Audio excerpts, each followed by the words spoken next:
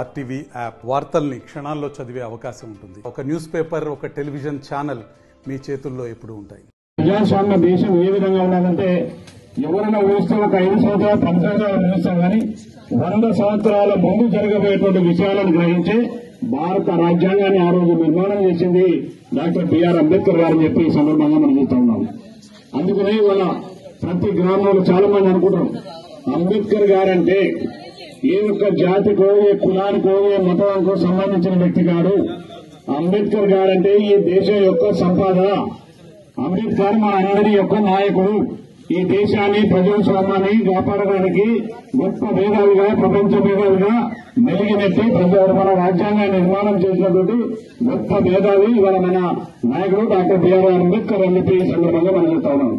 అందుకని ఇవాళ కుల, మతాల, జాతులకు అతీతంగా ఈ భారతదేశంలో ఉన్న ప్రతి పౌరుడు కూడా అంబేద్కర్ గారిని గౌరవించవలసిందని చెప్పి మరొకసారి మీకు సందర్భంగా మనం చెప్తా ఉన్నాం.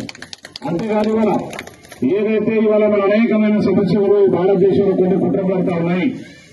డాక్టర్ బిఆర్ అంబేద్కర్ గారు రాజ్యాంగం రాజ్యాంగాన్ని ఒక పక్కతో తప్పించి భారత రాజ్యాంగాన్ని రక్షించుకోవాల్సిన పరిస్థితి మనకు వచ్చింది.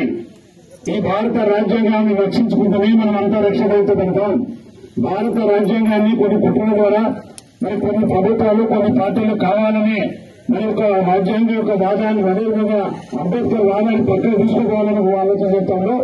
అందుకని ఇవాళ మేము కూడా ఇవాళ మా పార్టీ కానీ మా ప్రభుత్వం కానీ ఒకటే మరిన్ని వీడియోస్ కోసం ఛానల్ ని సబ్స్క్రైబ్ చేయండి. లేటెస్ట్ అప్డేట్స్ కోసం వాట్సాప్ ఛానల్ ని ఫాలో చేయండి. అండ్ లింక్ డిస్క్రిప్షన్ లో ఉంది.